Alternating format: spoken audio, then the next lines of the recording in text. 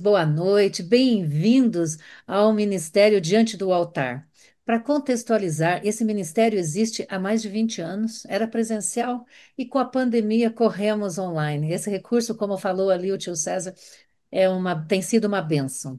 E foi rápido, e viemos para o Zoom, estamos pensando aí também, estamos trabalhando para fazer um acerto de irmos também para o YouTube ao mesmo tempo. É bastante trabalho, então estamos aí, mas que Deus abençoe a cada um. E eu acho que a mensagem essa noite, trazida pelo Dr. César Vasconcelos, eu acho que ele quase dispensa apresentação, né?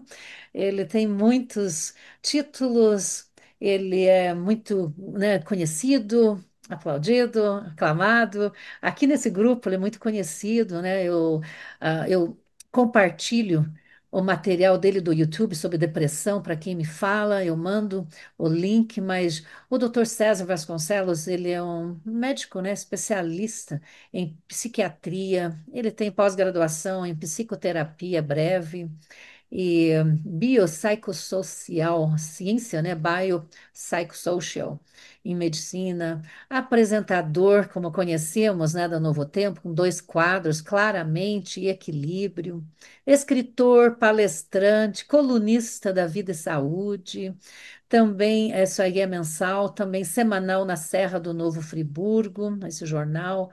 Autor de livros, Consultório Psicológico, Saúde Total, publicados pela CPB, do livro Casamento, o que é isso?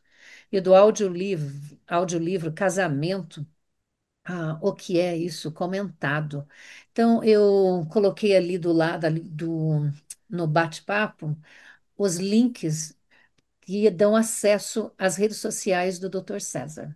Então, procurem, usem, porque é todo um material divino. Então, Pastor César, muito obrigada por aceitar o convite. Eu sei que nós temos conversado aí mais de um ano sobre a sua participação, não tem dado certo. É uma honra tê-lo conosco essa noite. Então, que Deus o use como tem usado até agora. Muito obrigada, Dr. César.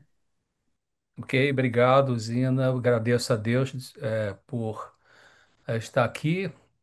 Significa muito, né? Cada um de nós estamos aqui, cada um está aqui porque Deus está mantendo nossa vida e por esse grupo que tem sido, agora fiquei conhecendo, né? Uma bênção para muita gente.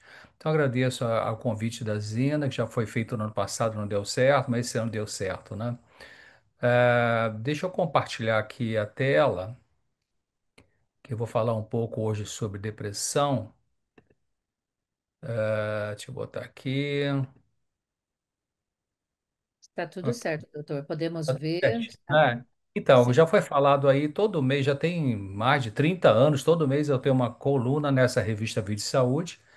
Eu tenho um casal de filhos, minha filha é psicóloga, e de um tempo para cá o Michel Sobosch convidou a minha filha, que se chama Thaís, e eu escrevo o artigo, mando para a CPB, coloca no formato jornalístico e manda para a Thaís, e a Thaís monta um texto, um teste, aliás. Então, todo mês a revista Vida e Saúde tem o meu artigo e tem o teste que ela faz em cima do meu artigo. Meu filho é formado em ciência da comunicação, tecnologia da informação, trabalhou no Novo Tempo. Mas em 2007 foi para os Estados Unidos, ele é cidadão americano, já está lá, tem dois filhos brasileiros, a esposa e uma menina americana, minha neta, única neta que eu tenho, tem cinco netos, e ela nasceu no Tennessee, chama-se Lisa, e meu filho tem trabalhado já há alguns anos para cá, para a Universidade Andrews. Bom, então esse é o primeiro livro que a CPB publicou, que eu escrevi anos atrás, no formato de perguntas e respostas. Esse é o segundo livro da CPB, Saúde Total, a cura que você precisa do jeito que Deus prescreve. Aqui eu falo de medicina de estilo de vida, tem bastante referência bibliográfica. E fizeram um e-book também lá. A CBB lançou um e-book desse livro aí. Esse é o primeiro livro que eu publiquei por conta própria, 2000, por aí.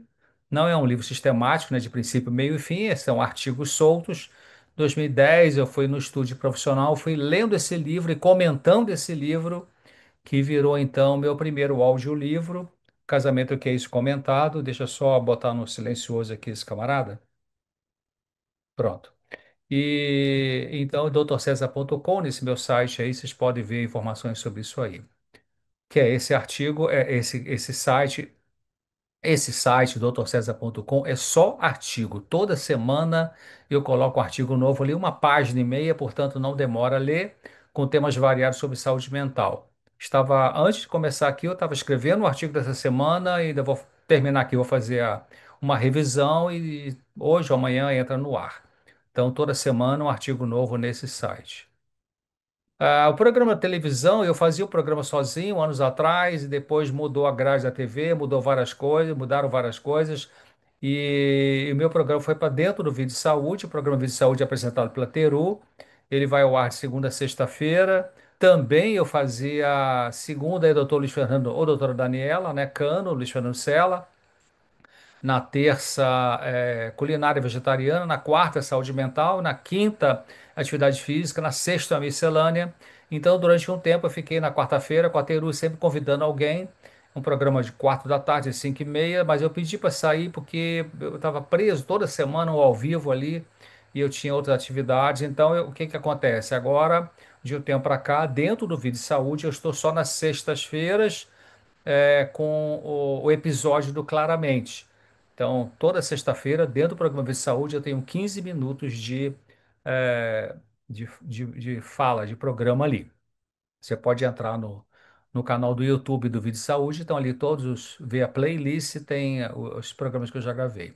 Esse é meu canal particular do YouTube, youtube.com/, claramente NT, graças a Deus tem crescido bastante, estamos com mais de 1 milhão de pessoas inscritas ali, e sempre tem vídeos novos. Parou um mês aí mais ou menos, porque ah, é o meu filho que coloca os vídeos, ele estava mudando do Michigan para Califórnia, então ficou uma coisa meio difícil para ele atualizar, mas está retomando agora. E esse é o canal do YouTube particular.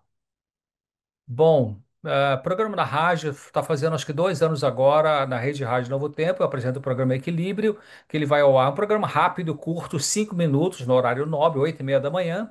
Repete 2 da tarde e aos domingos também às 2 da tarde.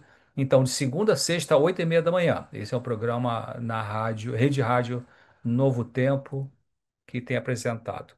Bom, vou pensar um pouquinho, por que que eu coloquei esse texto? Porque são as minhas redes sociais, né? doutorcesar.com, só artigo, YouTube, vídeos, Instagram. Estou voltando a ativar agora o Instagram, porque eu não estava mexendo com o Instagram, e estou voltando agora a colocar alguma coisa ali. O TikTok, comecei a colocar o TikTok, tem uma menina da Novo Tempo que trabalha na web, que me ensinou ali como fazer o videozinho, é rápido, então estou colocando alguma coisa ali também. Mas por que esse título, né? Depressão, o que mais além da medicação? Porque a tendência da medicina a medicina organicista, é medicar. No mundo da psiquiatria, tem psiquiatras que são clínicos, que o trabalho é orientação medicamentosa, e tem psiquiatras que fazem a medicação e também fazem a parte de aconselhamento, psicoterapia, porque fizeram uma formação nessa área, que é o meu caso. Eu parei de atender consultas, trabalhei 40 anos em consultório, e em dezembro de 2020, eu parei de atender para poder me distinguir, porque o chamado de Deus para a área de comunicação. Então, eu não atendo mais desde 2020. Realmente, em termos de rendimento, caiu bastante, mas Deus nunca deixa faltar nada. E Deus me chamou para essa área, né, de palestra, de artigos, de rádio, TV, vídeo. Então, é essa área que eu tenho trabalhado mais intensamente nesse tempo agora aí. Então, realmente a medicina tem essa visão, a medicina mais organicista, né, de medicação, e vou falar mais adiante sobre isso aí. Então, quer dizer, o que pode ajudar a pessoa deprimida tem que ter alguma coisa além da medicação. Porque se basear o tratamento só na medicação, vai frustrar, né? E eu vou falar por quê. Bom, eu começo com um texto bíblico, né, que é Filipenses 4:8. No final vocês vão entender porque eu coloquei esse texto no começo. E eu apresento esse texto, seja falando para um grupo cristão ou não, seja numa universidade, seja em qualquer lugar, porque faz sentido. né? Então ali diz tudo que é verdadeiro, tudo que é respeitável, tudo que é justo, tudo que é puro, tudo que é amável, tudo que é de boa fama, se alguma virtude há e se algum louvor existe, seja isso que ocupe o vosso pensamento. É muito interessante essa recomendação de Deus através de Paulo, porque quando a gente vai trabalhar em cima daquela técnica de psicoterapia chamada TCC, terapia cognitivo comportamental, uma das coisas mais importantes que se faz nessa abordagem, nesse tratamento, é ajudar as pessoas a ver a maneira como ela pensa, o conteúdo dos pensamentos, quais são os pensamentos mais frequentes que a pessoa está tendo, e a gente vai ver mais adiante que a pessoa deprimida ou que está no estado depressivo, a tendência dela pensar é só negativo, né? Então, e ela vai precisar aprender a observar isso e começar a trabalhar para corrigir a forma de pensar. Porque a medicação muda a forma de sentir, mas não necessariamente a forma de pensar. Por isso que Paulo está falando, comece a pensar naquilo que tem respeitável, que é justo, né? Isso eu vou voltar a falar daqui a pouco sobre isso. Bom, a depressão ela atinge mais mulheres do que homens e em 2030 a Organização Mundial da Saúde prevê que ela deverá ser a segunda, a doença número um do mundo. Então, o mundo está entristecendo, o mundo está piorando, as coisas não vão melhorar, apesar da propaganda política em relação a isso, né? A Bíblia já fala sobre isso, quando disserem paz, paz, virá repentina destruição. Então, o mundo está entristecendo.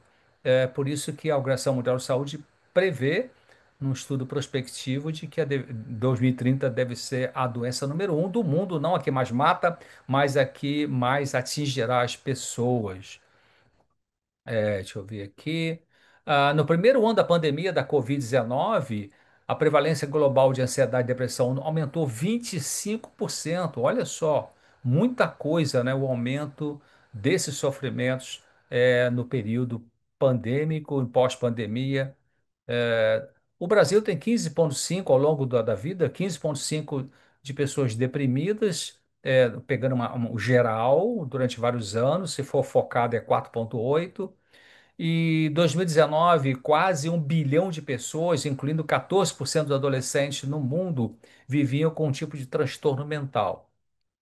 Então, é muito sofrimento. Aqui um pouquinho de estatística, você pode ver, deixa eu mudar essa aqui.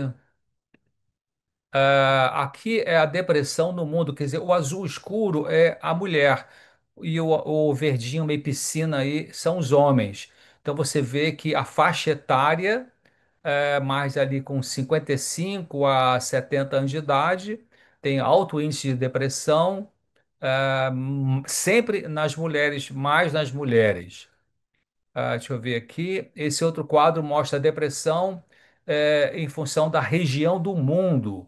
Você vê uma coisa que chama atenção, bem no meio do gráfico aí, continua, né, as mulheres com maior incidência e nas Américas. Olha que interessante, né? O Brasil é o país das três Américas que tem mais depressão. E Estados Unidos tem um alto índice também de depressão. Vocês sabiam que nos Estados Unidos, aí alguns moram aí, um médico se suicida por dia, né? Um pouquinho mais do que um por dia. E, e o Brasil tem um maior índice de ansiedade no mundo. 9,3% dos brasileiros sofrem de algum tipo de transtorno de ansiedade. Aqui mostra esse gráfico a ansiedade, né? Você vê que continua ali, mais nas mulheres, menos nos homens e muito nas Américas, né? América do Norte, Central e América do Sul com muita ansiedade. Aqui esse gráfico já mostra a ansiedade por sexo e pela idade. Muitos jovens com muita ansiedade. Aqui já mostra a população em termos de depressão e ansiedade. Depressão aí em azul, marinho, e ansiedade em verde, piscina. Continua na região das Américas com muita ansiedade, né? Olha o verde claro ali. E na região da África tem muita depressão, especialmente países muito pobres.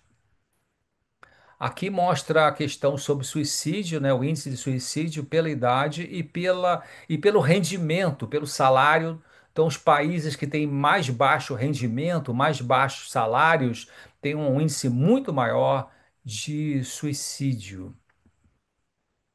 Bom, vamos pensar também o seguinte: tristeza não é depressão. Tristeza é diferente de depressão. A pessoa normal tem tristeza. O cristão normal, ele tem momentos que fica triste, e a diferença entre o cristão e o não cristão é que o cristão na tristeza, ele tolera melhor, ele tem mais recursos para lidar com a tristeza. Já o não cristão pode se desesperar mais, pode ter impaciência em relação a isso, né? Então, a tristeza é um sentimento normal diante de perdas. Já na depressão, ele vai transformar no transtorno do humor. A pessoa normal tem uma tristeza passageira, né? Perdeu o emprego, teve um rompimento de casamento, não passou no vestibular, foi demitido do emprego, ou, enfim, morreu alguém que você amava, então você entra no luto, um luto normal, psicológico, isso é normal. A pessoa ela vai ter uma tristeza duradoura, que não passa com o tempo. O prejuízo na pessoa normal por causa da tristeza, o prejuízo funcional é limitado, quer dizer, até fica triste, mas consegue trabalhar, consegue cuidar da casa, consegue fazer seus estudos, embora esteja ali triste. Já na depressão é diferente, vai ser um prejuízo muito maior. A pessoa triste, ela reage a estímulos positivos. Vamos supor uma pessoa está triste e você chama, vamos passear no parque um pouquinho? Ah, não estou muito afim, mas tá bom, eu vou com você. Ela acaba indo e até melhora, né? Já a pessoa deprimida, ela não consegue. Não, não quero sair, não quero ficar no quarto, não fecha a cortina, não quero falar com ninguém. Já é diferente. Na tristeza normal, tem um fator causal, aí você bota o dedo, ai, depois que aconteceu aquilo, é que eu estou assim triste. E já na depressão, não se sabe necessariamente quando é que a pessoa, ou o que é que levou aquela pessoa a ficar triste, a ficar deprimida, né? A tristeza não tem uma lentidão, já na depressão pode ter, a pessoa ficar lenta para pensar, lenta para decidir, lenta até para se movimentar, isso pode acontecer. E a tristeza melhora com o tempo, normalmente, não precisa de remédio, não precisa de terapia, não precisa nada disso, ela melhora. Já na depressão, ela pode piorar com o tempo se não for tratada, se não for, a pessoa ajudada de alguma forma. Bom, o luto, né? Eu falei que a tristeza, por exemplo, pela morte de alguém, é normal sentir a tristeza, ter um choro vez ou outro, né? Vez ou outra, isso é normal. Mas o luto patológico é diferente. O luto patológico é uma tristeza que complicou. É um luto que complicou. A pessoa vai ter dificuldade em aceitar a morte por um período acima de 6 meses. Ela persiste numa saudade muito forte pelo falecido, não alivia essa dor da saudade, que no luto normal alivia. Ela pode ter uma ira ou amargura em relação às circunstâncias da morte, se é um luto por morte, né? A raiva do médico, a raiva de Deus, a raiva das pessoas, a raiva do hospital, enfim, preocupação exagerada com o falecido, um excessivo escape de qualquer lembrança do falecido, uma futilidade em relação ao valor de continuar a vida e os relacionamentos, e incapacidade de enfraquecimento no desempenho. Então, esse é um luto complicado que aí vai precisar de uma ajuda também profissional. Como é que você sabe que a pessoa tem depressão? Como se diagnostica depressão?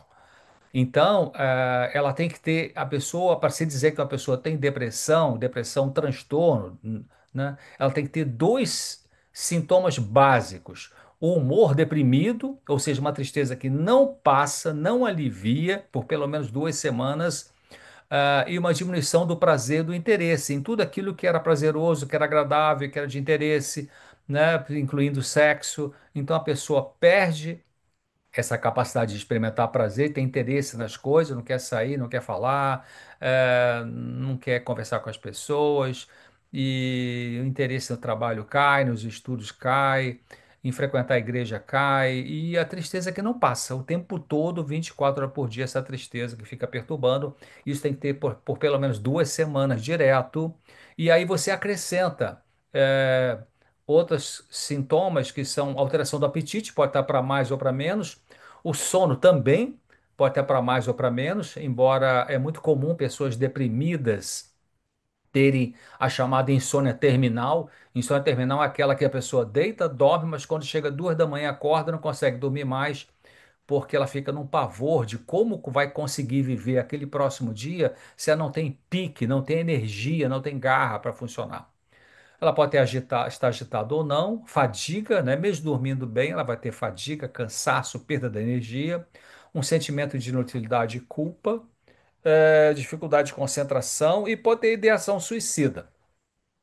A depressão pode ser leve, moderada e grave. Na depressão moderada para grave e na grave pode ter ideia suicida. Só que no paciente deprimido tem dois grandes grupos em relação à questão da ideia suicida. Tem pessoas que estão com a depressão importante, e elas pensam, seria melhor eu morrer. Mas se você pergunta, você teria coragem de se matar? Esse grupo vai dizer assim, não, não, me matar não, não quero perder a salvação, não quero acabar com minha vida dessa forma. Então, esse mesmo que pensa na morte, que pense na morte, mas não tem uma ideia suicida. Até essas pessoas falam assim: ah, mas se Deus me levar seria bom, mas ela não tem coragem de acabar com a vida. Mas tem outro grupo de pessoas com depressão importante, grave, que se você perguntar, e tem que fazer a pergunta, né? Você tem pensado em se matar? Ah, tenho sim. Você já pensou numa forma de se matar? Então a pessoa vai te dizer alguma coisa, né, que ela pode falar: ah, outro dia eu trabalho no 10º andar, olhei pela janela. Ou eu peguei o metrô e olhei o trem vindo, fiquei pensando como é que é pular da plataforma.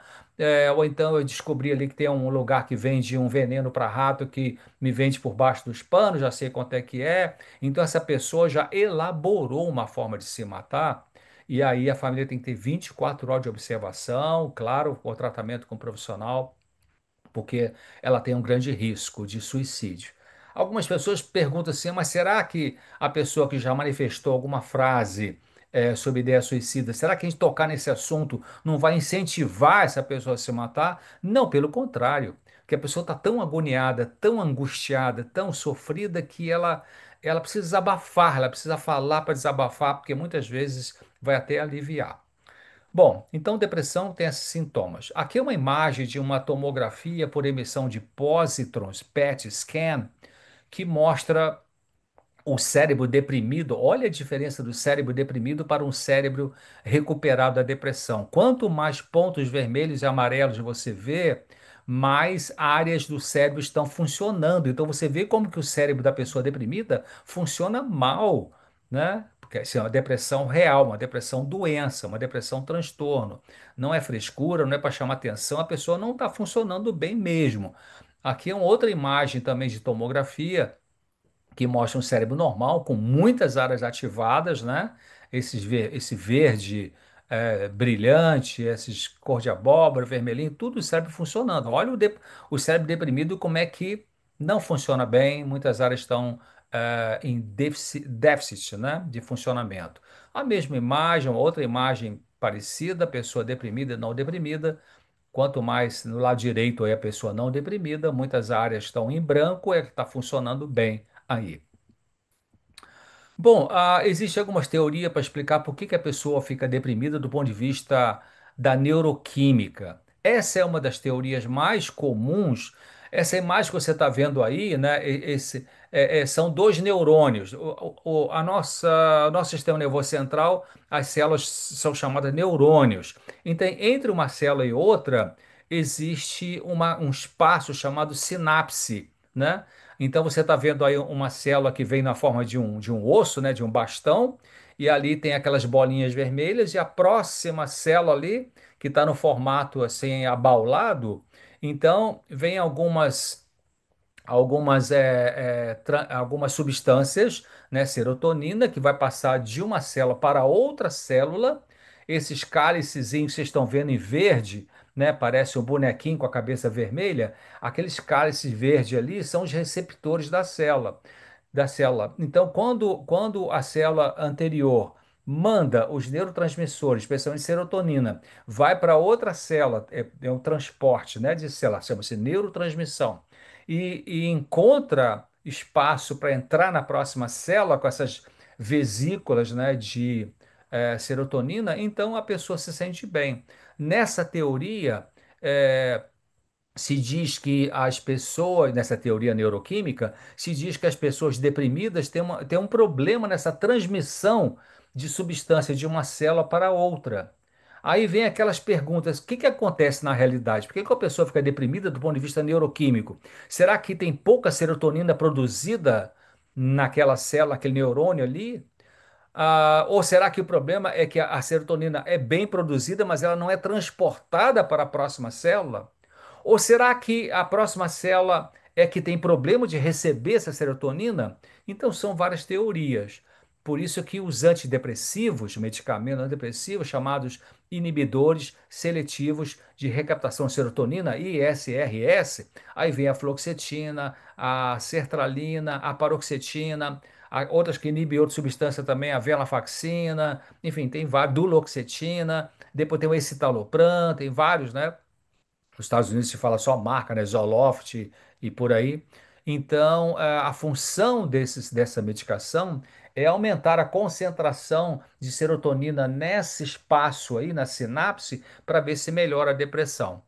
Mas a questão é que algumas pessoas, usando medicação antidepressiva, melhoram, mas outras não. Então, tem uma outra teoria de um outro grupo de cientistas que diz que pessoas deprimidas não necessariamente vão ter uma deficiência de serotonina nessas células. Então, aí tem interrogação. Então, o que é que acontece, né? A ciência está tentando explicar. Bom, é importante pensar também que criança tem depressão. Criança apresenta depressão de uma forma diferente. Então, as causas de uma depressão numa criança pode ser uma criação muito rígida, muita crítica em relação a essa criança, a criança que é rejeitada ou pelo pai, ou pela mãe, ou pelos dois. Porque tem casais que são tão, vamos chamar de apaixonados, fissurados com romance, com paixão, que ficam grudados um com o outro e que deixa a criança de lado. Então, isso é uma rejeição, né? Tem o abandono dessa criança, rótulos, né, o bullying chamado bullying, que né, cria rótulos, maus tratos, já tem abuso físico, abuso verbal, abuso sexual, a separação materna, quando a mãe abandona essa família, quem sabe apaixonada e com um romance louco da vida e larga tudo, larga até as crianças na mão do pai, vai embora, né? Ou o pai larga a mãe e deixa a mãe na rua da amargura, como se diz. Pais deprimidos também, que favorece a depressão na criança, e a depressão na criança aparece com baixo rendimento escolar, a criança começa a ficar desinteressada nas brincadeiras, que, claro, normal da criança se interessar em brincar, ela fica desmotivada, ela pode ficar muito irritadiça, ela pode se sentir incapaz. Tem algumas crianças que, quando ficam deprimidas, voltam a fazer xixi na cama quando já conseguia controlar. Então, são sintomas, na criança. A criança, ela, claro, ela não tem uma intelectualidade para poder perceber que não está sentindo bem e falar assim, mamãe, estou tão deprimida, né? Mas eu nunca ouvi uma criança, né? Você já ouviu uma criança de 5, 6, 7 aninhos? Mamãe, estou com depressão. Não, como que a criança manifesta? Não é pela palavra, ela manifesta pelo comportamento, né? Como falei aí nesse sentido. Ah, vou pensar agora uma coisa muito importante. A depressão, ela tem a ver muito com pensamento, tem a ver com perdas, mas o que que essas perdas produzem na forma de pensar? Eu estive alguns anos atrás no Congresso de Psiquiatria no Rio de Janeiro e assisti uma palestra belíssima de um professor que trabalha com psiquiatria molecular, que é um negócio cabeludo assim, né? Um estudo detalhado de neuroquímica, que não foi a minha área de pesquisa ao longo dos anos. Eu entrei mais para a área da psicodinâmica, da psicoterapia, do entendimento psicológico, do sofrimento mental. E a parte medicamentosa aprendi apenas o básico ali. Mas esse professor, ele é professor de psiquiatria biológica, e ele falou o seguinte: a bola da vez em relação à saúde mental é a cognição. Interessante isso. O que que ele quer dizer com isso? De que a forma como você pensa, o conteúdo que você pensa, no que você mais pensa, isso vai conduzir você para um estado de saúde mental ou para um estado de alteração da saúde mental. Então, quando você vai dirigindo, esse quadro aqui mostra a mente humana. Eu botei um fusquinha ali, mas a nossa mente humana, ela funciona, ela tem quatro áreas ali que é importante. Quando você pega o seu carro e vai num certo local, supermercado, seu trabalho, faculdade, enfim, as rodas da frente, são as mais importantes ou as rodas de trás que são mais importantes para levar você no destino? Pensa um pouquinho. Alguns podem falar, as quatro, né? Tá, mas eu estou falando o seguinte: qual as rodas do carro que leva o seu carro para o destino? Num carro convencional, são as rodas da frente. Por quê? Porque você vira o volante para a direita, as rodas da frente viram para a direita. Você vira o volante para a esquerda, as rodas da frente viram para a esquerda. Quais são as duas rodas da frente em termos de mente humana? Os pensamentos e as escolhas. A palavra técnica é volição. Volição é o ato da vontade, não no sentido de desejo, mas no sentido de decisão, de escolha, força de vontade, decisão. Então, a gente pensa e a gente decide. Agora, as rodas de trás também são importantes para o funcionamento da mente humana. E quais são as rodas de trás? Os sentimentos e a fisiologia. Sempre o nosso corpo participa do nosso psiquismo. Tem até uns cientistas que ganharam o Prêmio Nobel de Medicina anos atrás, que descobriram a conexão que existe entre as células do sistema nervoso central, endócrino das glândulas, e sim, a mente, da mente, né? Célula do sistema nervoso central, que tem a ver com pensamento, com sentimento, com célula do sistema endócrino, né? E sim, do sistema imunológico. Então, há uma comunicação entre as células desses três sistemas, de maneira que, por exemplo, quando você tem um casamento que durou 50 anos, 60 anos, os dois velhinhos já estão ali, cada um com 80 e poucos anos, eram felizes dentro do seu normalidade, da média normalidade, né? E aí, de repente, um desses velhinhos acaba tendo uma pneumonia, por exemplo, uma Covid e tal, e pai morre. O outro que ficou vivo estava bem de saúde, mas dali a 2, 3 meses morre também. O que que aconteceu, né? É que a tristeza atingiu a imunidade e abaixou a capacidade de defesa do corpo, é, facilitando assim a infecção que pode ser, às vezes, mortal, em algumas pessoas. Então, o que que a imagem está mostrando? De que a mente humana funciona com pensamento, com escolhas, com sentimentos, com fisiologia. O que que é uma pessoa nervosa? A pessoa nervosa é aquela que deixa o sentimento ficar na roda da frente e o pensamento vai para a roda de trás. O que que é uma pessoa impulsiva? Pessoa impulsiva é aquela pessoa que pensa depois que faz, né? E depois que faz, meu Deus, por que que eu fiz isso? Onde eu estava com a cabeça? A cabeça estava na roda de trás, né? A razão, o raciocínio foi para a roda de trás. E o que veio para a roda da frente, que comandou o destino, foi a emoção, foi o sentimento. Por isso que faz parte da maturidade emocional a gente ir aprendendo a administrar nossos sentimentos. Tem uma professora da Universidade de Harvard, que já morreu poucos anos atrás, doutora Lee Valand. Anos atrás troquei e-mail com ela sobre angústia humana e uma das pós-graduações que eu fiz, nós estudamos bastante as ideias dela, Lee Makula Valand. Ela fala assim: saúde mental tem que ver com ter as emoções e não deixar as emoções ter você. Então, olha que interessante. Na verdade, a palavra de Deus fala sobre isso, né? Quando Paulo fala lá em irai-vos e não pequeis, né? Ou seja, tem a emoção, mas não deixa a emoção levar você a pecar. Saúde mental é isso. Saúde mental não é você reprimir a emoção. E nem saúde mental é você extravasar a emoção descontroladamente. Saúde mental é você ter emoção, mas quem vai comandar é a roda da frente, que é a cognição, o pensamento, a escolha. Bom, esse aqui é um dos estudos feito pela Instituto de Psiquiatria da UFRJ, Universidade Federal do Rio de Janeiro, e apesar de ser um estudo antigo, mas ele é bem do dia a dia, é isso que acontece. Ah, e aí mostrou o seguinte: verificaram o tipo de pensamento, distorções de pensamento em pacientes deprimidos. E se verificou que distorções de pensamento são altamente prevalentes em deprimidos. Estudo feito com 75 voluntários nesse trabalho, entre 18 e 65 anos de idade, mostrou que distorções de pensamento estavam presentes em 67% dos deprimidos. Ou seja, 67% dos deprimidos estavam pensando de uma forma distorcida, errada, fora da realidade e que contribuía para ficar no estado depressivo.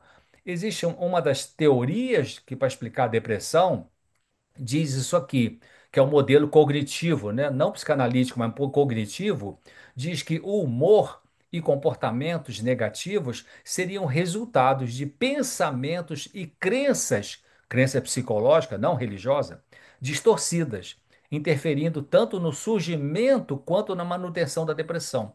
Entenderam isso? Ou seja, essa teoria diz que quanto mais distorcido é o pensamento de uma pessoa, e que empurra para comportamentos negativos, então elas têm mais facilidade de entrar na depressão e de permanecer na depressão. Vou voltar a falar um pouquinho sobre isso daqui a pouquinho. Então, você veja bem, nesse estudo com 75 deprimidos, a maior parte dos pensamentos que predominava neles era desesperança, né? Depois a hipocondria, mania de doença, depois ideia de fracasso, não vou conseguir, não vai dar certo, desejo de morte e assim por diante. E você sabe que realmente na mente da pessoa deprimida, o pensamento mais comum, a coisa mais difícil para o deprimido lidar é com a perda da esperança. Por isso que você quer ajudar uma pessoa deprimida, ela precisa ser ajudada para encontrar esperança de alguma forma. O que está funcionando na vida, apesar do caos que está também por em volta? Morreu alguém que você amava e parece que a vida perdeu o sentido. Pô, mas o que sobrou? Então tem que pegar alguma coisa prática, real, que dê esperança para essa pessoa, né? Ah, bom, o que faz o nosso humor? Pô, deixa eu só voltar um pouquinho aqui. Eu lembrei das pessoas que têm ideia suicida grave. As pessoas que têm ideia suicida grave, já falei que é importante ajudar essa pessoa a falar, a desabafar. Mas elas precisam ser ajudadas, é, explicando para elas de que quando a mente está tão deprimida que pensa no suicídio, a neuroquímica está toda alterada. É como se você pegasse um óculos que não é da sua lente e você bota aquele óculos, você vai ver embaçado. Agora, se você voltar a botar o seu óculos, você vai enxergar no foco. Então, a pessoa deprimida que está com ideia suicida, a gente precisa dizer para ela o seguinte: olha, quando melhorar a sua angústia, a sua tristeza, esse desespero, você vai conseguir ter sentido para a vida, sim. Ah, mas isso não vai acontecer nunca porque morreu a pessoa que me amava, ninguém vai dar de volta, Deus não vai dar de volta. Sim, mas você pode ser, pode acontecer com você a diminuição da sua dor pelo fortalecimento que você pode receber. Quando a sua química cerebral começar a funcionar melhor, porque você vai ser ajudada com tratamento, vai ter oração, vai ter meditação na palavra de Deus, o tempo vai curando se você vai trabalhando com esse tempo, então a neuroquímica muda e aí você passa a ter menos dor, porque uma das coisas que leva a pessoa a suicidar não é, na verdade, querer morrer, é que a pessoa acha que não tem saída à dor intensa que ela sente. Ela acaba pensando que a única forma de acabar com a dor é acabando com ela mesma. Mas essa dor vai passar, ou na pior das hipóteses, essa dor vai diminuir e vai ficar, pelo menos, vou usar uma palavra aqui, tolerável. Até porque a palavra de Deus prometeu, né? Não virá sobre você uma dor, uma provação que você não possa suportar. Bom, o que faz o nosso humor alegre, triste ou zangado, né? Você tem um evento ativador, alguma coisa aconteceu, você recebeu uma notícia, você passou numa prova, ou recebeu notícia boa ou ruim, acontece um evento, você tem uma crença central, uma crença no sentido não religioso, mas uma crença no sentido psicológico. Quando a gente cresce, na família que a gente cresce, ali tem algumas crenças, né? Por exemplo, vamos supor que você tenha tido uma mãe que era muito pessimista, uma mãe que era frustrada no casamento e que vivia dizendo para você e para os seus irmãos e irmãs em voz alta: Ah, não sei que eu casei com teu pai, nossa, homem é tudo igual, ah, homem só faz mulher sofrer, ah, onde que eu estava com a cabeça quando casei com esse homem? Essa mãe sem desconfiômetro ligada, né? Inconsequente, né? E ela vive falando essas coisas e a menina vai escutando isso, a menina vai escutando. Então, qual é a crença psicológica que vai entrando na cabeça da menina e do menino com essas falas da mãe frustrada? A crença é: homem faz mulher sofrer, homem é perigoso, cuidado com o homem. Essa crença, que é uma crença errada, mas que entra como se fosse verdadeira. Então, se você tem um evento ativador, você tem uma crença errada, você vai ter uma consequência emocional, né? Então, por isso que no trabalho para ajudar uma pessoa deprimida em termos de psicoterapia, temos que avaliar quais são as crenças que ela construiu ao longo da vida e botar em cima da mesa essas crenças e ver quais são saudáveis, quais que não são. Porque se a pessoa deprimida toma medicação para depressão, mas continua com crenças erradas, não vai funcionar a medicação. A medicação não vai ter poder, capacidade de trocar essas crenças, né? Isso é importante. Por isso que muita gente quer tratar depressão só com medicação, como diz o americano, I'm sorry, quer dizer, não vai funcionar. Vai funcionar durante 3, 4 meses, né? Eu tive pacientes ao longo da vida que estavam deprimidos, eu passei a medicação, cabia passar a medicação, eh, e a pessoa não queria fazer psicoterapia. Bom, então vamos tentar pelo menos aliviar o sofrimento do sentimento. Aí daqui a 2, 3 meses, liga, doutor César, aquela medicação estava, fluoxetina, por exemplo, estava tão boa, aí funcionou bem, me senti melhor, nossa, agora estou voltando a piorar de novo, o que que eu faço? O que que faz é aquilo que eu já tinha falado, né? Vamos sentar para conversar sobre as origens dessa dor, a origem dessa tristeza, o que você pensa, o que você crê. Então, tem que fazer a parte de psicoterapia. Bom, olha só, essa mulher é um exemplo típico, né? Essa mulher, ela tinha uma depressão grave, com ideias suicidas. Olha o que é que ela vivia pensando: estarei melhor morta. Meu bebê ficará melhor sem uma mãe deprimida. Meus pais não gostam de mim e será melhor eu não estar por aqui. Meu marido não me quer assim ninguém me quer. Nunca serei capaz de lidar com a minha vida. Essas eram as crenças na cabeça dela. Estava estruturado na cabeça dela. E aí usa a medicação, alivia, mas daqui a pouco volta a piorar de novo. Troca a medicação, alivia, mas volta a piorar de novo. Por quê? Porque tinha que mudar a forma de pensar. Quando ela entendeu isso e começou então a receber ajuda psicológica, psicoterápica e divina, claro, ela começou a mudar o pensamento. Olha como é que ela começou a pensar então. Me recuso a ficar pensando que é melhor morrer. Minha vida está nas mãos de Deus. Olha, já mudou a forma de pensar. Meu bebê não ficaria melhor sem a minha presença. Eu sou sua mãe e ele precisa de mim. E se você conhece alguém ou se você está deprimido com a ideia de morte, seu filho, sua filha precisa de você, né? Ah, mas já está grande, já está adulto, mas precisa de você mesmo assim. Tem seus netinhos, precisa de você. Aí essa mulher também mudou assim, ó, posso aceitar o jeito de meus pais me amarem. Olha como que mudou. Meu marido tem os problemas dele, não é por isso que eu vou me maltratar. E posso aprender a lidar com a minha vida. Olha como é que ela mudou completamente. Claro que não foi da noite para o dia, né? A mudança emocional não é uma coisa rápida. A gente muda quando a gente pode, não quando a gente quer.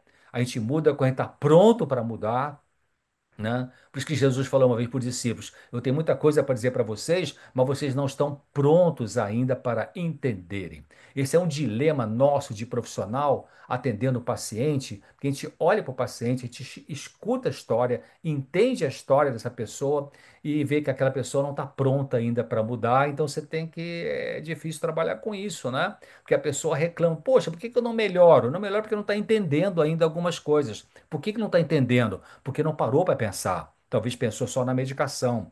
Ou porque parou para pensar, mas ainda não consegue lidar com a sua dor mais profunda, que é liberada pelo Espírito de Deus gradativamente. Deus não é sarcástico. Deus, o Espírito Santo, só libera que você perceba a fonte da sua dor quando você está mais pronto, mais pronta para isso. Bom, então é isso que eu queria falar, assim, só para a gente deixar umas ideias. Então, entenderam por que que eu comecei com Filipenses 4:8 e termino com Filipenses 4:8? Tratamento de depressão, como é que se faz o tratamento de depressão? Depressão tem leve, moderado e grave. Depressão leve não precisa medicação. Depressão moderada para grave pode precisar de medicação, mas o número um é a pessoa e Deus, né?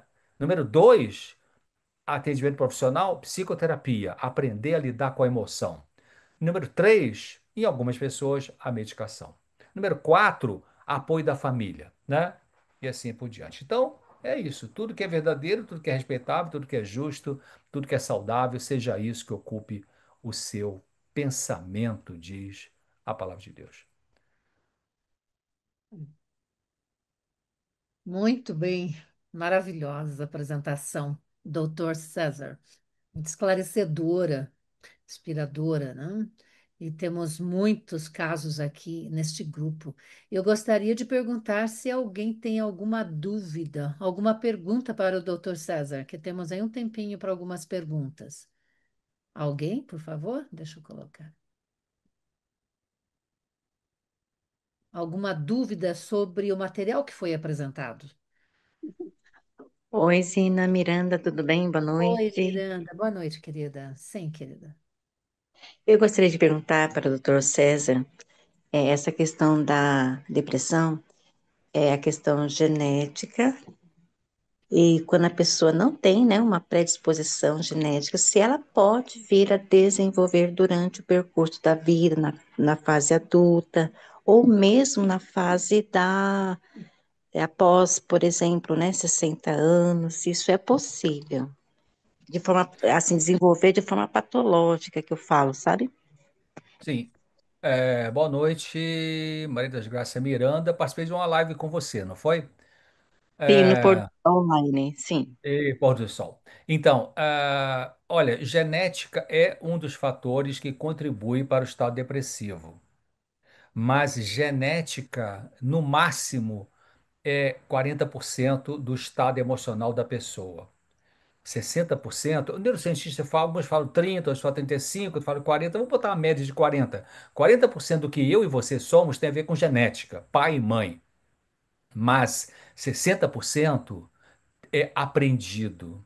Então, a genética não é uma condenação, no sentido de que, se a mãe foi deprimida, o filho vai ter que ter depressão. Se o pai era alcoólatra, o filho vai ter que ser alcoólatra ou alcoólico.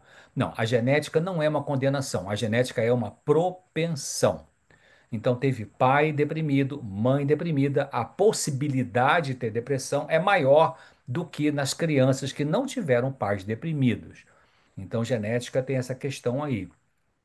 Na realidade, a coisa mais importante para entender em termos de depressão não é quem a pessoa perdeu. Porque muitas vezes no consultório a pessoa já, doutor César, meu marido me abandonou, me traiu, minha mulher morreu, ou eu descobri que estou com câncer de mama, ou fui demitido do emprego, e aí, a partir daí eu fiquei deprimido, deprimida. Às vezes, esse fator que empurrou para a depressão não foi o fator causal, pode ter sido o fator desencadeador. Porque tem pessoas que sofreram abuso na infância, um namorado abusivo na adolescência, uma dificuldade na faculdade, um abuso moral na empresa, um marido complicado, uma esposa complicada, morte de um ente querido. Aí lá na 10ª perda, pum, é que entra em depressão. Então aquela 10ª perda não é que causou a depressão, ela foi a gota d'água que faltava, porque a pessoa já teve várias pancadas ao longo da vida, ao longo dos anos, e aquela foi a última que ela não aguentou mais, né? Mas o mais importante mesmo assim é a gente fazer a seguinte pergunta, em vez de fazer a pergunta assim, quem que fez alguma coisa ruim comigo, que me deixou deprimido, deprimida, mas a pergunta mais importante para se entender a causa profunda da depressão e poder dar passos para sair sem ser medicação é o que eu perdi nessa perda? Em vez de quem eu perdi, que fiquei deprimido, deprimida, é o que eu perdi nessa perda?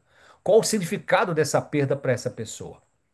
Então, às vezes, o significado é aquilo que traz uma luz importante para, por exemplo, vamos supor que a pessoa entrou em depressão quando rompeu o casamento por um divórcio. O meu casamento arrebentou, acabou, então eu fiquei deprimida. Tá, mas o que você perdeu nesse casamento? Se é uma pessoa que era muito dependente, vai ficar deprimida, provavelmente. Se é uma pessoa muito fissurada no outro, muito obsessiva com o outro, vai ser um desastre muito maior daquela que não é fissurada. Então, fechando a ideia, genética é uma propensão, não é uma obrigação, não é um determinismo, né? Os fatores mais importantes para explicar o estado depressivo no indivíduo é o que acontece ao longo dos primeiros anos da infância dessa pessoa, junto de sensibilidade pessoal, né? Tem pessoas que têm um perfil de personalidade mais melancólico desde sempre. Então, se você junta pai deprimido, mãe deprimida, um dos dois ou os dois, é uma infância complicada, numa criança muito sensível e que depois vai ter outras perdas importantes na vida, puxa, isso é um prato feito para ter depressão, né? Então, o tratamento vai envolver o fortalecimento da capacidade emocional de lidar com a tristeza, com a angústia, com o medo, com a culpa, com a dor, com a vergonha. Isso é o que chama de psicoeducação, né? É o que eu fiz durante 40 anos de consultório, estou fazendo agora pela TV, rádio, palestra, ah, artigos. Você também levantou a questão de depressão na terceira idade. Sim, depressão é muito comum na terceira idade. Um dos países que tinha bastante depressão na terceira idade, está melhorando, mas é o Japão. O japonês muito, ser muito fechado, né? Mas também o idoso muito isolado, muito abandonado ali. Então, sim, depressão na terceira idade é um fator importante também, por várias razões. Mais alguma pergunta? Posso perguntar? Muito Sim, obrigada, Elza. muito esclarecedor. Deus Posso abençoe. perguntar, Zina? Sim, pode. Doutor, uma pergunta assim, bem básica, né? Porque seria muito longo. Por exemplo, no campo da educação, muitas vezes eu vejo pessoas dizendo: não, aquele menino, aquele adolescente escolheu fazer isso, ele decidiu. E muitas vezes eu tenho a impressão que alguma coisa não está andando direito na cabeça da criança, porque o adolescente, porque repete e tem consequências, mas não resolve ter o castigo, né? Não resolve, não corrige. Então, há uma maneira, alguma coisa assim básica que poderia dizer isso daqui é um problema mental ou esse daqui ele quis fazer só porque quis, sem ter um problema mental. Eu não sei, eu sei que é um pouco complexo, né? É, boa questão, mas esse eu quis fazer pode ser parte do sofrimento mental. É, É o próprio eu quis fazer. Quer dizer, se o indivíduo tem um comportamento repetitivo, delinquente, então essa delinquência já é o transtorno, né?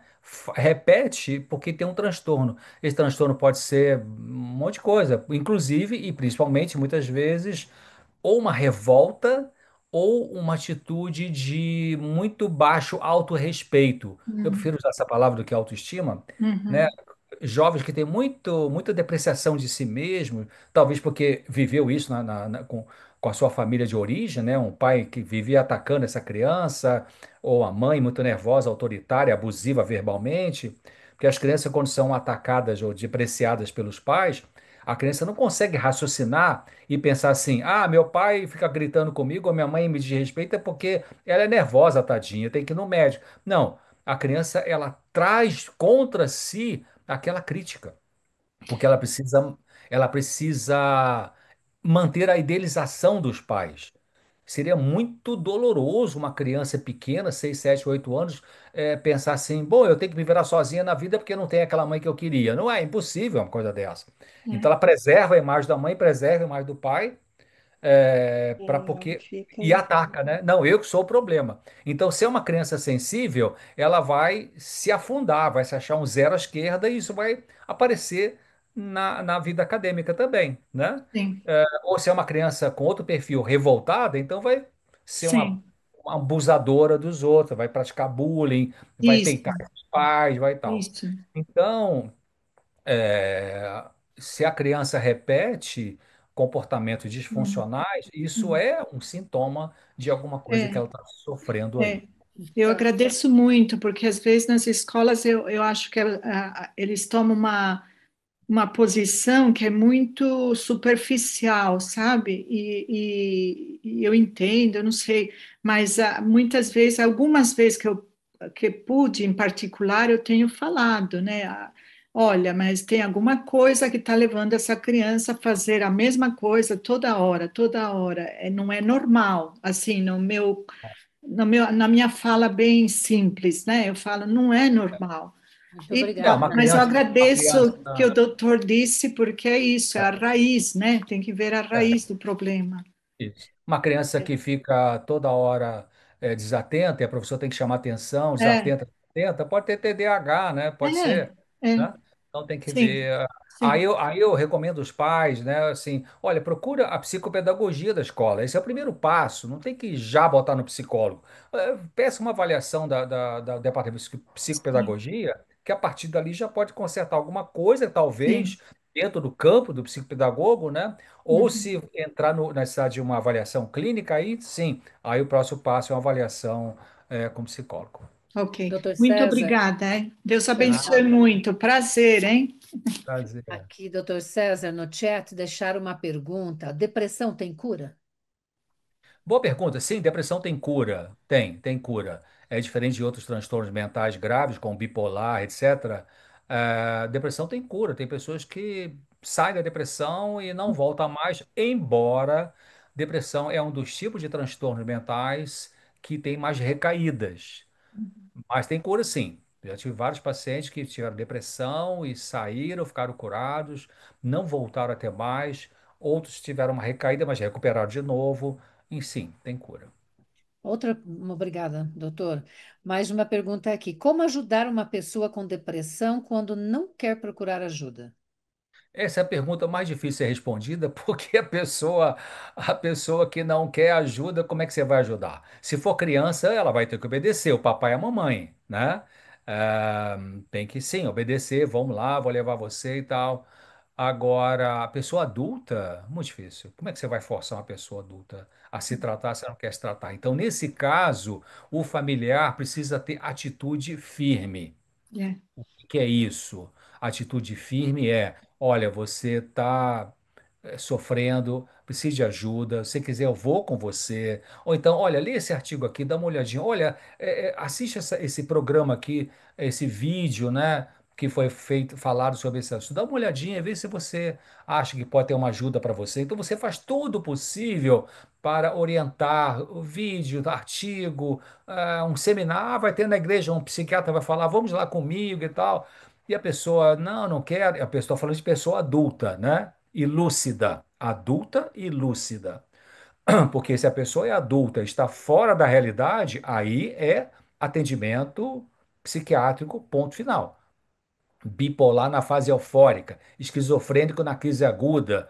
Não tem pergunta, você quer tratar ou não quer tratar? Tem que tratar, porque até para proteger a própria pessoa dela se lesar, dela criar condições letais para ela mesma, né? Mas eu acho que além de recomendar essa pessoa resistente, que fica na negação, e já fez tudo que é possível para recomendar, para ir junto, para ler, tá? E não quer, então comece a se proteger. Então você precisa se proteger. Como assim? Bom, então você vai, em vez de ficar focado, claro, se tiver uma depressão com ideia suicida, é diferente. Aí é diferente. Eu estou falando sem ideia suicida, né? Uma pessoa meio ranzinza, uma pessoa muito ansiosa, uma pessoa muito melancólica, vive reclamando da vida, mas não quer se tratar, não quer procurar ajuda nenhuma, né? Eu repito, não estou falando de caso grave. Então você tem que voltar-se para a sua vida, continuar orando por essa pessoa e toca a sua vida para frente, né? Vai ter uma perda, vai ter uma perda. E sempre se coloca assim, olha, quando você quiser uma ajuda, eu estou disposto a te ajudar, né? Indo no profissional, assistindo um seminário, mas você não quer, então eu vou te respeitar. Só que o fato da pessoa não querer se tratar, trazer problemas para você, aí você tem que colocar limite.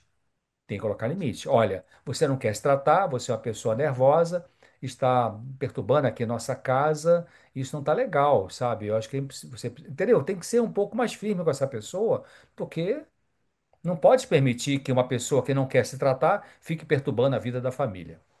Sim. Mais uma pergunta aqui, doutor. Ahm, o meu filho tem borderline e pode ser porque teve depressão, ou uma coisa não tem nada a ver com outra.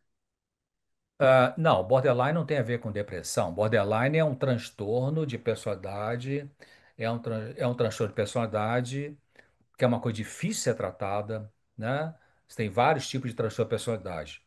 Ah, e é um transtorno que tem a ver com a estrutura de caráter.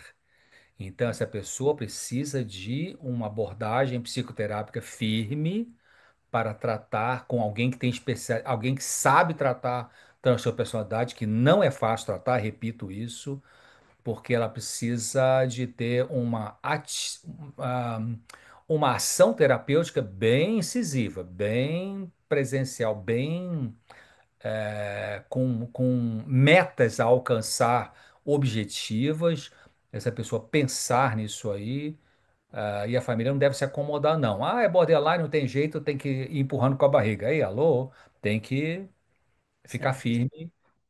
Por aquilo que eu já falei também, né? O borderline ou qualquer outro tipo de transtorno de personalidade é, não tem o direito de não querer se tratar e ficar perturbando a família. Sim.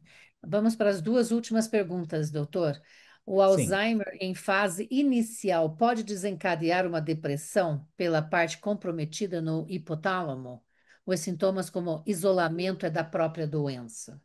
Sim, pode, porque a pessoa está na fase inicial de Alzheimer, ela tem ainda alguma lucidez, né? Vai e volta, vai e volta.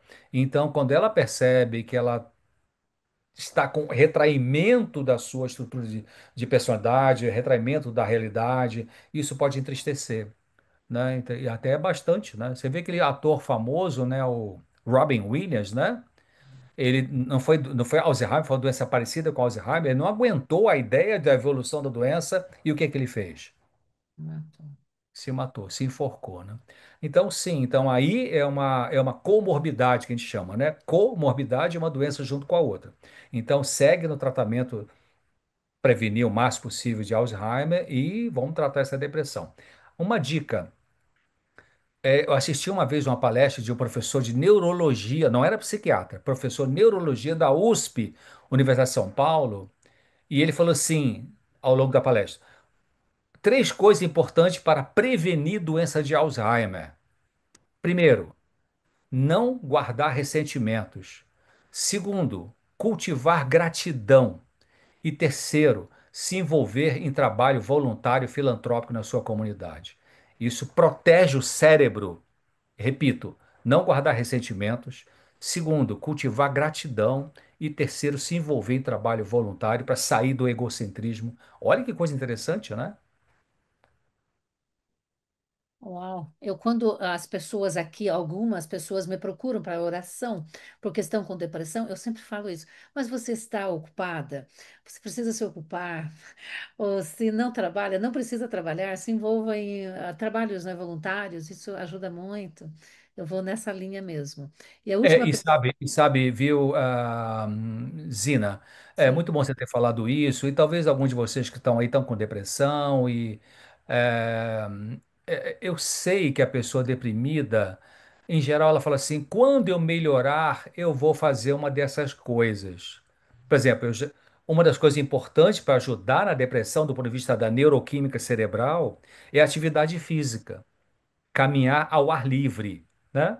Isso é muito importante para melhorar a química cerebral e corrigir o estado depressivo. Mas o que que as pessoas com depressão falam, e tem razão de falar, não é uma crítica que eu estou fazendo, ela fala assim, "Não, quando eu melhorar, eu vou caminhar." Porque, claro, a pessoa deprimida de moderada para grave, ela quer ficar na cama, ela não tem energia, é um peso ter que levantar para fazer alguma coisa. Mas eu diria, é o mínimo que você pode fazer e o máximo que você pode fazer, pega seu corpo e se leva lá para o parque para você caminhar. Eu duvido se você conseguir fazer meia hora de caminhada, que você não vai sentir um pouco melhor ou bastante melhor depois da caminhada. Então não espere se sentir melhor para fazer, é fazer para poder sentir melhor. Isso envolve não só a caminhada, mas saia de casa e vai visitar alguém que está deprimido também. Tem até, depois você procura no meu site lá, chama-se Terapia Mitzvah, uma palavra hebraica, Terapia Mitzvah, Mitzvah, Mitzvah, Terapia Mitzvah. Eu gravei um programa para TV, eu acho, e eu explico isso aí, cito o trabalho de um cientista muito legal, né? Que é a pessoa deprimida, que ela faz um esforço com o poder de Deus, com a graça de Jesus, e vai fazer alguma coisa, ela melhora mais do que aquelas que se entregam no estado depressivo e ficam em casa com aquela ideia de que quando eu melhorar, eu vou fazer. Tá. Muito obrigada, doutora. A última pergunta aqui. Lido muito com mulheres que estão depressivas e não querem procurar ajuda por vergonha. Ainda existem os maus entendidos de psicológico ou do psiquiatra. Enfim, é a vergonha mesmo? É, muito boa pergunta, que bom que você levantou isso. A vergonha que a pessoa que tem um sofrimento emocional, mental, a vergonha não deve ser por ter o sofrimento, mas por não procurar ajuda, né? Não é ter. Ah, você teria vergonha de estar com hepatite, né? Você teria vergonha de estar com um resfriado? Você ficaria com vergonha de ter pego Covid? Você ia ficar vergonha por ter diabetes? Você ia ficar vergonha por ter uma Mas gastrite? acho que eu acho é o julgamento, né, doutor? Se a É, pessoa está procurando ajuda, necessitando de um psicólogo, um psiquiatra, ela não está bem da cabeça, ela é louca, aquelas coisas, né? O é. estigmatismo, né, que vem com isso.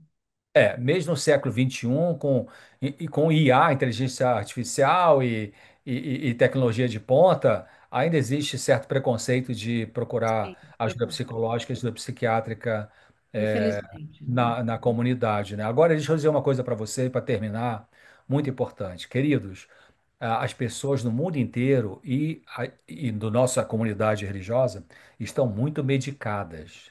É de arrepiar, sabe? Cuidado. Décadas atrás, eu falei, trabalhei 40 anos com psiquiatria, né? Décadas atrás, havia muito preconceito, né? Muita vergonha de procurar profissional nessa área. E então as pessoas não procuravam e sofriam caladas. Agora nós pulamos para um outro extremo de qualquer coisinha de tristeza já que é psicólogo. Ei, alô? Sabe? Você já falou com Deus? Você já abriu seu coração para Jesus? Você já, sabe, anos atrás eu fiz uma semana de oração em Dallas, na Igreja Brasileira de Dallas, Texas, e uma semana inteira de oração. E durante o dia atendi algumas pessoas. E atendi uma pessoa, uma jovem, e que ela abriu o seu coração e falou das preocupações dela e tal, e tinha um problema no namoro, nada complicado assim. E ela foi falando, falando, falando, falando. Eu falei assim: vem cá, você já contou essas coisas para Jesus? Ela falou assim: não, isso é uma coisa muito particular. Quer dizer, tá com sofrimento emocional? Fale com o Senhor. Abra seu coração ao Senhor, mas abra profundamente, não é superficialmente. Profundamente, sabe? Gaste tempo em oração, gaste dias em oração, porque se o Senhor achar que é Ele que vai resolver, Ele vai resolver, ponto. Agora, se Ele achar que você precisa de um profissional, Ele vai também induzir para isso, vai encaminhar para isso. Não pense logo que qualquer sofrimentozinho emocional, tem que ter terapeuta. E alô, peraí, calma. O que que você já fez, né? Para melhorar. Muito obrigado, tá? Desculpe, passei do tempo aí. Não, nós é que agradecemos, doutor César, por estar conosco, nos abençoando. Eu tenho certeza que todos nós fomos beneficiados aqui, pessoalmente, ou por conhecer alguém na família ou amigo, que agora vamos poder ajudar essas pessoas, né, com conselhos e direcionando essas pessoas para o material do doutor César Vasconcelos lá no YouTube. Façam isso, é muito esclarecedor, porque nós não somos da área de saúde. Às vezes não temos esse conhecimento ou a sabedoria de dar um conselho, né, para que a pessoa precisa. Então, indiquem esses vídeos, não é, doutor César? Então, Sim, muito é, obrigada. E poderia encerrar, doutor, fazendo uma oração para o Zina, grupo? você sim, me Sim, permite fazer um sim. comentário bem Por rápido, favor, pastor Lucas. bem colaborativo? Nós que estudamos teologia, nós fazemos uma disciplina também na área de psicologia durante um semestre. Então, exceto em casos assim em que o teólogo também é formado em psicologia ou nessa área da psiquiatria, geralmente existem casos em que acontecem algumas confusões entre o processamento das emoções ou que a pessoa simplesmente tem uma necessidade realmente teológica. Um exemplo disso é quando a pessoa precisa do perdão de uma outra pessoa ou precisa entender como Deus se relaciona com o ser humano, como ele está disposto a perdoar. Aí, nesse caso, ela deve procurar o pastor realmente. Agora, quando ela precisa entender o processamento das suas próprias emoções, aí nesse caso, o teólogo ou o pastor, principalmente, ele vai recomendar que ela procure o profissional da área da saúde mental, psiquiatra ou psicólogo. Em condições normais, o ideal é dessa forma. Até porque o teólogo, como é o meu caso, que eu não tenho formação na área da psicologia, eu não vou saber orientar vocês, por exemplo, em relação à área das emoções, diferentemente do Dr. César. Então, existe essa ponte é, através do aconselhamento, mas ao mesmo tempo também existem as particularidades dessas áreas aí, salvo, como eu já disse antes, se o teólogo ou o psicólogo tenha ambas as formações. É boa observação, Pastor Lucas, porque realmente cada um no seu campo, né? Apesar que as disciplinas são interligadas, aí filosofia, teologia, psicologia, mas cada um tem a sua especialidade e a gente tem que lançar mão daquele tipo de profissional que vai ter formação técnica para poder nos ajudar. É, Sim. boa observação. Então, em caso de dúvida, dá para procurar o pastor distrital e, em condições normais, ele vai saber direcionar: olha, você precisa, na verdade, consultar um psicólogo ou psiquiatra, está aqui o contato dele. Ou esse assunto é mais da teologia ou é mais espiritual, então podemos fazer um aconselhamento aqui, então existem essas diferenças. É. Só para a última observação, eu sei que talvez alguns de vocês tenham mais perguntas, mas muito provavelmente, pela minha experiência com lives, as respostas vocês vão poder encontrar eh, dentro do meu material, né, lá no canal do YouTube, youtube.com/barra claramente NT. Ali tem vários, inclusive quando você abrir lá e encontrar programas que eu já gravei ou vídeos que eu fiz com o mesmo tema, né, depressão. Mas é bom assistir mais de um, porque um eu enfatizei uma questão, outro enfatizei outra questão, Complemento o outro. então um vai complementar o outro, tá? Então algumas respostas você vai encontrar ali. Só um comentário para Dr. César, que aquela fala, né, que é o mito, que depressão é falta de Deus, é falta de fé. Ah, aquela pessoa lá não está em comunhão com Deus, é por isso que está com depressão. E aí? Essa pergunta sempre sai, né? Eu diria o seguinte: depressão não é falta de Deus. A falta de Deus pode piorar a depressão, mas depressão não é falta Entendi. de Deus, né? Então, a tristeza profunda, ela pode abater as pessoas. Ezequiel 3,14, Ezequiel era homem de Deus. Então, Ezequiel, ele, naquele dia não estava muito bem. Então, você vai lá, Ezequiel 3,14, ele fala eu estava muito triste no ardor do meu espírito, mas a mão do Senhor era forte sobre mim. Olha que interessante, né? É um exemplo bíblico de uma pessoa que estava vivendo naquele momento uma tristeza muito profunda e que Deus estava com ele, né? Ellen White teve momentos que ela teve tanta angústia, que ela teve hemorragia nasal por causa da angústia, tonteira por causa da angústia, a gente chama de reação psicossomática, e a pessoa, serva de Deus, mensageira do Senhor. O Então, Salmo 23 mesmo, né, doutor? Fala, ainda que eu ande Grande. pelo vale da sombra da morte, Não nada, temerei não mal temerei, nenhum. porque, né, o Senhor está comigo. Está Então, no vale comigo. da sombra da morte, é profundo isso, não é? é, É. Então, isso. doutor, vamos fazer uma oração, então, por favor, doutor? Vamos. Tá, eu agradeço então a oportunidade e agradeço a Deus, a Zina e a todos vocês pela presença. E vamos orar então. Pai querido, nosso Criador, é muito bom pensar que nós oramos em nome do Senhor Jesus e é muito bom pensar que aquelas promessas da Sua palavra, quando Jesus falou aquelas coisas tão lindas de vem a mim, eu vou te aliviar, aquele que vem a mim eu não lanço fora, entrega teu caminho, Senhor, e o resto Ele fará. Eu daria um novo coração. Não são frases teológicas vazias. Elas são promessas reais. Jesus é real. Ele não diz o que ele não faz. Então, quando ele disse essas coisas para a humanidade, ele faz.